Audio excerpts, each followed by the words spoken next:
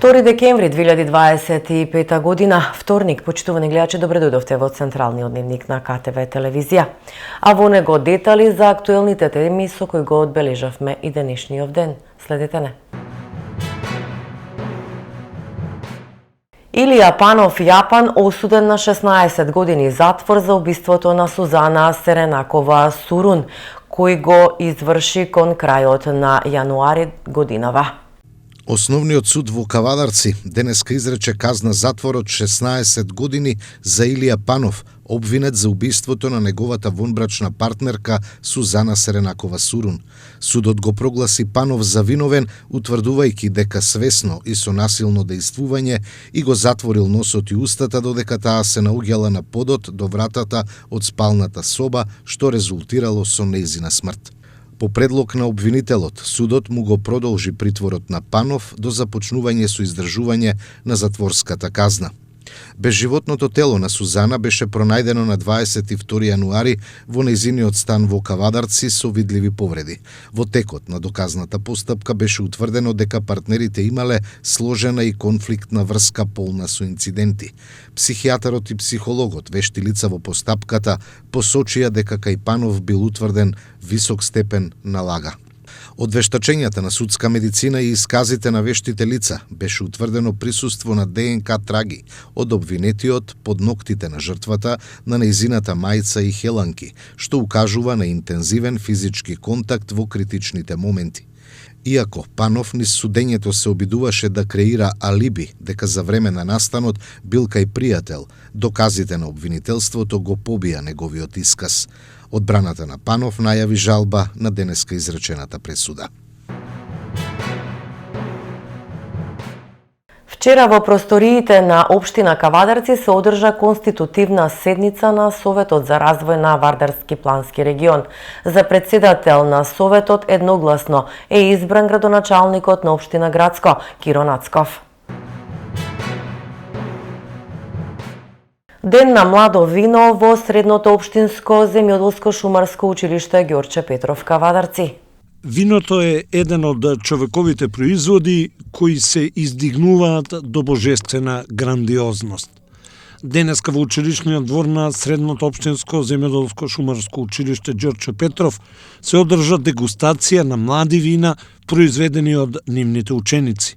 Присутните ги поздрави директорот на ова училиште Радка Росомански.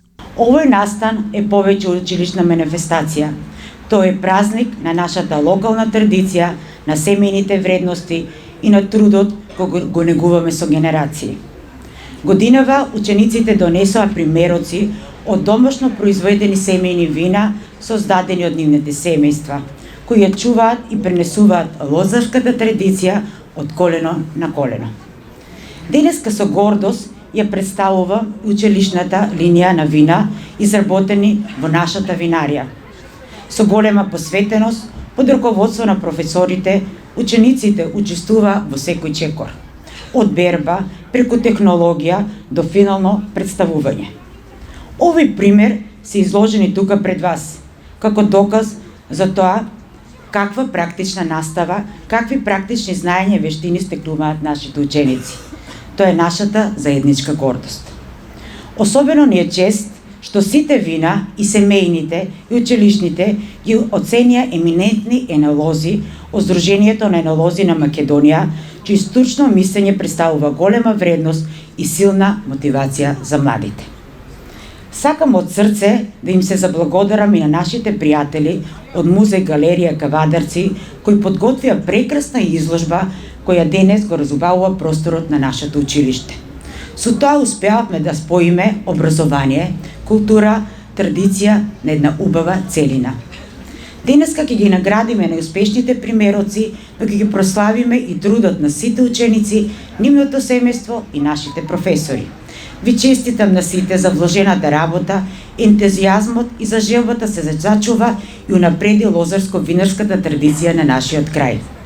Ви благодарам што сте со нас денес, ви сакувам убаво дружење, пријатна атмосфера и вистинско уживање во трудот на нашите млади и посветени луѓе. Овој настан со наменска мини изложба ја збогати Музеј Галеријата на град Кавадарци, а учениците од училиштето изведоа рецитал посветен на винските сорти. Следуваше доделување на награди на ученици кои испратиле мостри од своји вина по повод овој настан. Беа доделени дипломи и сертификати за најдобри црвени и бели вина, како и за розе вина. Целта на оваа манифестација е да се поттикнат учениците кои произведуваат вино во домашни услови да во иднина отворат сопствени семејни винарии и на тој начин да ја насочат сопствената иднина кон винскиот бизнис. Напредуваат градежните активности на затворениот базен на локација на поранешна лалуна во Кавадарци. Овој затворен базен е со димензија од 25 на 9 метри и длабочина од 1,20 метри и истиот првенствено ќе се користи за децата од основните и средните училишта, но и рекреативно ќе можат да го користат и сите останати граѓани. Општина Росоман воведе Вибер систем. Пријави проблем на телефонскиот број 071 414 646. Граѓаните ќе можат да ги пријават сите проблеми со кои се соочуваат. Со цел да се подобри комуникацијата помеѓу граѓаните и општината, Општина Росоман воведува нов начин за брзо и едноставно информирање. Преку Вибер системот пријави проблем, односно преку официјалниот телефонски број на Општина Росоман 071 414 646, во апликацијата Вибер, граѓаните ќе можат директно да пријавуваат комунални проблеми, проблеми со улично осветлување, отпад, непрописно фрлање и диви депонии, оштетени површини, инфраструктура и сите други проблеми во надлежност на општината. Целта на општината е брза реакција, поголема ефикасност и транспарентност, како и поголема вклученост на граѓаните во подобрувањето на општината. Општина Росоман станува подостапна, побрза и поотворена кон секој граѓанин, бидејќи само заедно може да се гради функционална и модерна општина. 110.000 прекршоци регистрира системот Безбеден град за 24 часа, информира денеска министерот за внатрешни работи Панче Тошковски. Околу 110.000 прекршоци се констатирани за период од 24 часа. Само за Скопје катастрофална бројка. Колку што се сеќавам, негде околу 1000 прекршоци се однесуваат на нерегистрирани возила, катастрофална бројка. Негде околу 5000 прекршоци мислам дека беа поминување на црвено, катастрофална бројка. И за оваа бројка не ме држате да збораме тука негде, сигурно е во илјадници, но најстрашното е што негде над 90% од вкупната бројка, ако не и повеќе, е пречекорување на брзина. Но 51 и 52, ако е дозволено 50, е прекршок, не е крично. Но, ако удрите човек со 52, а при тоа истиот загине, тогаш е крично дело. Најодговорно тврдам, не постои сообраќајна незгода со смртни последици, која што е настаната како последица на почитување на сообраќајни правила. Целта е да ги затвориме заклучно со 1.1.2026 година и да отпочнеме со имплементација. Смена мислење дали тоа да биде сепак 1.1 или да биде 1.2. Зошто? Заради тоа што не сакаме да наметнеме решение кое што нема да биде, да речам, подготвено за имплементација. Ние го имаме веќе, но сакаме да сме сигурни дека тоа е тоа. Може би граѓаните ќе оценат дека е потребно уште месец дена да имаме за адаптација. Премиерот Христијан Мицкоски ја поддржува примената на Безбеден град и поддржува проширување на проектот на целата територија на земјата. Апсолутно ја поддржувам примената на Безбеден град, проектот, и поддржувам негово проширување на целата територија на земјата. Некои велат тоа ќе донесе критика за владата, тоа ќе донесе силен политички удар. Јас велам, подготвени сме тој политички удар да го издржиме, само да спасиме некој човечки живот. Затоа што само изминативе недела-две во строгиот центар на главниот град имавме 3 жртви, што повредени, што би рекол луѓе кои што го изгубиле животот поради неприлагодена брзина и непочитување на сообраќајните правила. Јас во разговори со министерот за внатрешни работи реков, подготвени сме како влада да ги трпиме сите критики. Слушам некои од поранешни пратеници на поранешното владеачко мнозинство СДСМ и ДУИ го критикуваат ова, возеле 52, 53, 55, па како добивале опомени. И со 50,5 ќе добијат опомени, бидејќи си има правила што значи прилагодена и неприлагодена брзина. И ако еден човечки живот успееме да спасиме, еве јас сум подготвен целиот товар да го прифатам на себе и да понесам целокупната политичка одговорност, па макар еден да спасиме човечки живот, поради тоа што дел од тие човечки животи се губат поради непочитување на сообраќајните правила, а најчесто тоа се случува со неприлагодена брзина. Ние алармиравме дека ова ќе дојде. Видовте во текот на еден ден колку сообраќајни прекршоци се направени. Голем дел од тие се затоа што несовесни возачи управуваат патнички возила кои што не се регистрирани. Дел од прекршоците, неколку илјади беа вчера поради тоа што поминале на црвено светло. Еве, само вратете се назад и ќе видите колку луѓе го изгубија својот живот затоа што некој управувал патничко возило, не ја прилагодил својата брзина и поминал на црвено светло. Интензивно се работи на изградба на повеќе патишта во земјата, изјави денеска министерот за транспорт Александар Николовски. Завршувањето на автопатот Кичево-Охрид, тука изградбата на автопатот Кичево-Букојчани, за кој што очекувам да избереме изведувач во текот на овој месец. Понатака интензивно се гради Букојчани-Гостивар или популарната стража која што се заобиколува, се гради и Тетово-Гостивар, која што сите велевме дека е автопат, но во суштина беше експресен пат. Работиме и на Прилеп Битола како нов автопат, а веќе работиме и на изнаоѓање на решение за делот кој што оди од Прилеп до Фариш, така што ова е една голема активност која што имаме во следниот период и која што сериозно ќе придонесе и во подобрување на безбедноста на сообраќајот. Секако тука се и магистралните и регионалните патишта, тука се и патиштата во рамките на општините и затоа треба една координирана акција која што треба меѓуресорски и меѓуинституционално да ја работиме. Во основното општинско училиште Тошо Велков Пепето во соработка со Бирото за развој на образованието од страна на членови на Општинскиот совет за безбеден сообраќај на патиштата Кавадарци се изврши едукативно предавање во областа на почитувањето на сообраќајните правила и прописи.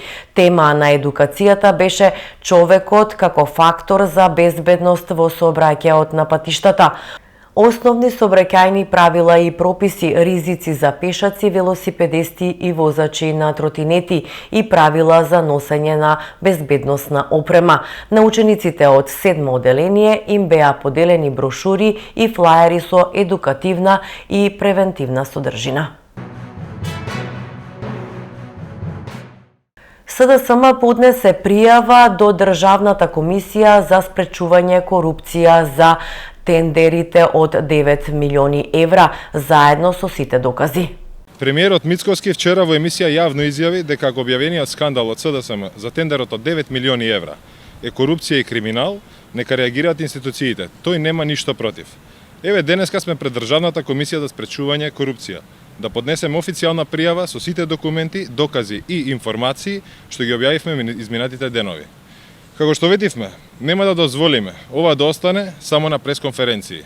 Институциите мора да постапат крадењето на народот да запре и да следува одговорност. Кога фирмата основана пред само една година со само 2 вработени добива државни тендери од речиси 9 милиони евра, што е тоа ако не шема за испумпување пари од граѓаните? Кога од 6, дури 4 милионски договори се со генералниот секретаријат на владата, на Мицкоски, тога што е тоа ако не фаворизирање на омилени фирми? Ова се истите шеми на Никола Груевски. Христијан Мицкоски е само негов ученик и продолжувач на истите методи. Денеска ја поднесуваме пријавата и бараме ДКСК да отвори предмет, да спроведе постапка и да ги испита сите елементи. СДСМ ја продолжува борбата против криминалот и корупцијата. Работата се уште не е завршена. Заев му отпишал жито за 800.000 евра, а Николовски му вратил со грант од 1,4 милиони. Обвинувања од ВМРО ДПМН. По аминувањето од страна на Заев и Филипче на владина седница за кусок од 2000 тони жито вреден 800.000 евра, Љупчо Николовски веќе следната година му возвраќа на својот ментор со грант од 1,4 милиони евра средства од ИПАРТ програмата.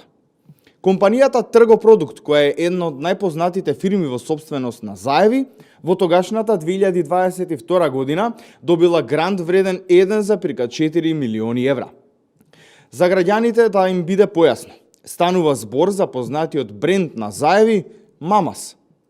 Уште посомнително е тоа што овој грант во вредност од близу 87 милиони денари или 1,4 милиони евра тогаш бил втор најголем грант во историјата откако се работи со ИПАРТ програмата.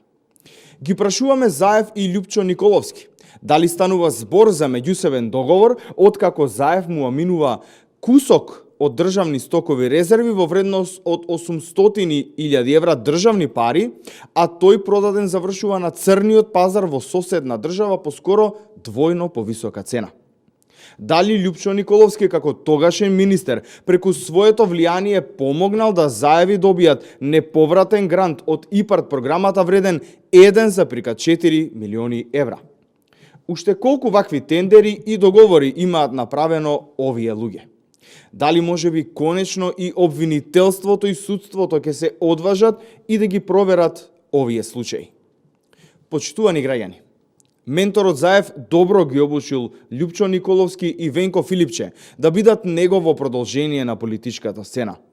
Народот веќе еднаш му пресуди на Зоран Заев, а сега му пресуди и на Венко Филипче. Се додека овие корумпирани и криминални ликови не се оттргнат од партијата, таа ќе продолжи да пропаѓа секојдневно.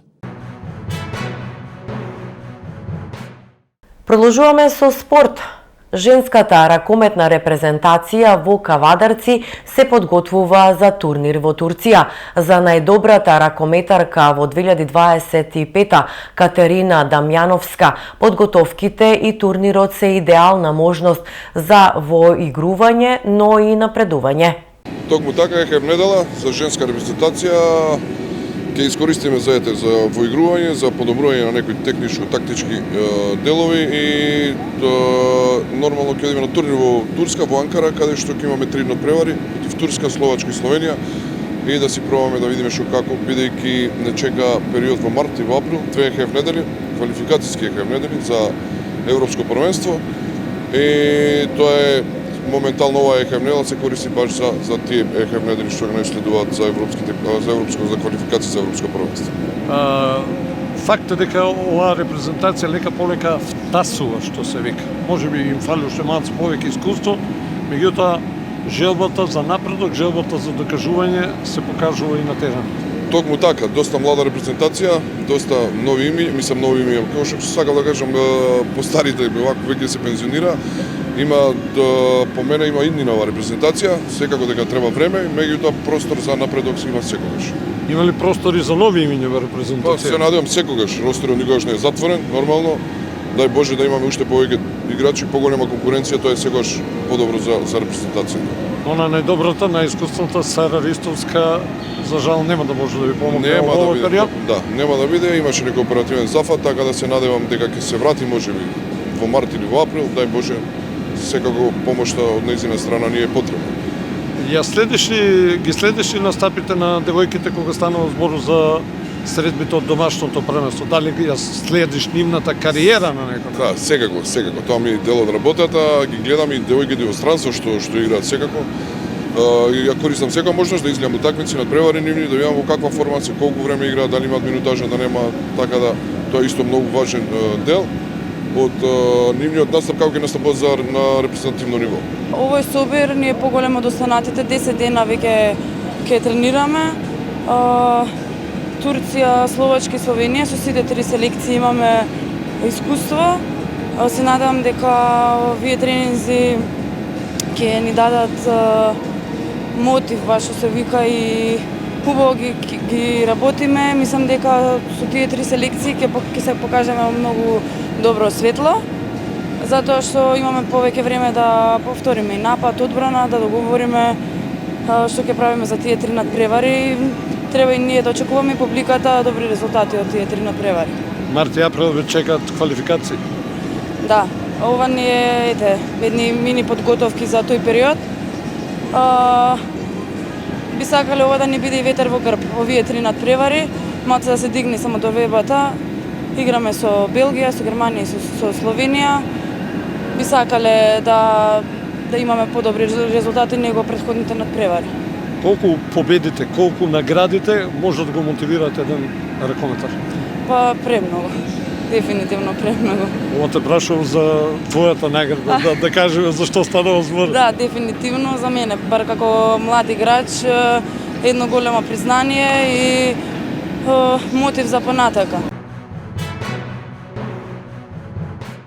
Во пресрет на меѓународниот ден на лица со попреченост, шаховски турнир во библиотеката Феткин, 15-тиот традиционален шаховски турнир, одбележан и со подпишување меморандум за соработка помеѓу библиотеката Феткин и Сојузот за спорт и рекреација на инвалиди. Чест и задоволство ми е од името на Клубот за спорт и рекреација на инвалиди Кавадарци да еве после една година повторно се собериме тука. Благодарност до домаќинот библиотека Феткин, кои што традиционално не удостојуваат последните години. Честа е наша да кажеме дека 15 години поред веќе овој турнир го правиме по повод 3 декември. Заради тоа што нели сите инвалидски организации на 3 декември имат некој нивен настан, па ние се одлучивме ден или два пред или потоа да му дадеме печат на овој настан. Денес че имаме некои 12 на учесници од Клубот за спорт и рекреација на инвалиди Кавадарци, од библиотека Феткин, од Еко живот и од Лионс клуб Тиквеш Кавадарци. Се надевам дека ќе оправдаме нели довербата што нашите членови, нивните членови и другата популација во градот ни ја дават како такви, и со овој турнир ќе ставиме еден белег, пак ќе речам, на 3 декември, меѓународниот ден на лица со попреченост. Библиотека Феткин и оваа година, како и со години наназад, дава поддршка на 3 декември, денот на меѓународниот ден на лица со попреченост. И оваа година традиционалниот надпар во шах во соработка со Клубот за спорт и рекреација на инвалиди Кавадарци. Ден-два претходно, бидејќи 3 декември ќе го оставиме за славење токму на оваа популација. Библиотека Феткин не поддржува само на Клубот за спорт и рекреација на инвалиди Кавадарци, туку на сите здруженија за лица со попреченост. Имаме редовна соработка со овие лица и како што сакам секогаш да кажам, од секогаш ја поддржувавме, ќе ја поддржуваме нивната можност, а не нивните потреби. Чест и задоволство ми е денес да бидам дел од овој настан, од отварањето на овој шаховски турнир по повод 3 декември, меѓународниот ден на лицата со попреченост. Имено, по повод 3 декември, меѓународниот ден на лицата со попреченост, Клубот за спорт и инвалиди во општина Кавадарци организира шаховски турнир, но овој настан не представува само настан, туку тој исто така представува символ на инклузија, еднаквост и човечност. Во овој контекст, градоначалникот и Советот на општина Кавадарци имаат подадена рака за сите ваши идеи, планови за подобрување на инклузијата на лицата со инвалидитет. Сакам да истакнам дека нашата општина и понатаму ќе остане посветена на создавањето услови за поголема достапност, поддршка и подобри услуги за лицата со попреченост. Денес овде, обединети, преку оваа благородна игра, градиме пријателства, взаемна почит и заедништво.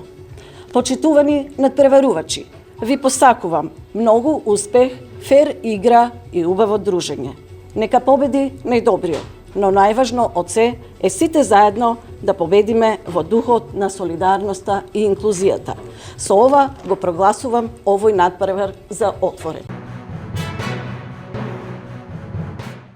Фудбалските второлигаши сепак оваа година ќе ги одиграат заостанатите средби, доколку Охрид ги одигра двете заостанати средби со Големо Коњари и Слога. Виница и забележи 2 победи, тие ќе станат есенски шампиони во оваа категорија.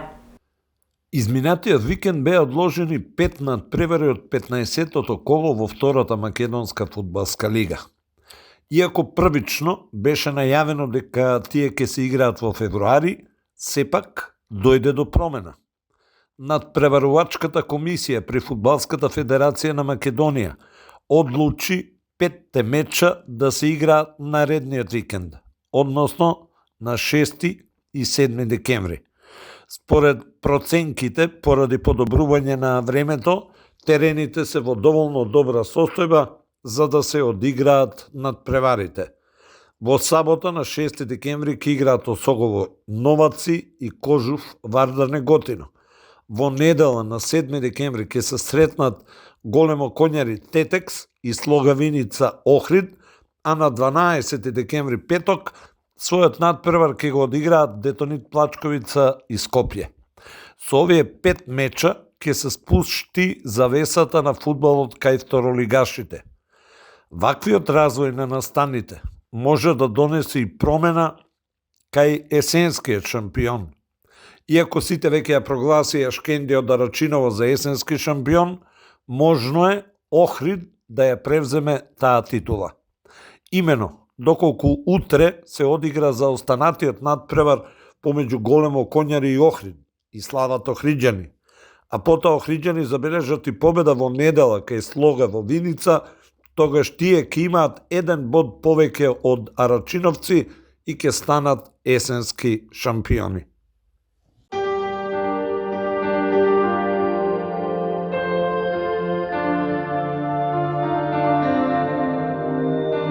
И пред самиот крај на дневникот да погледнеме какво време не очекува. Претежно облачно со повремени локални врнежи од дожд. Пообилни врнежи ќе има во западните и јужните делови. На повисоките планини врнежите ќе преминуваат во снег. Ќе дува слаб до умерен ветер од југоисточен правец. Температура во интервал од 6 до 9 степени.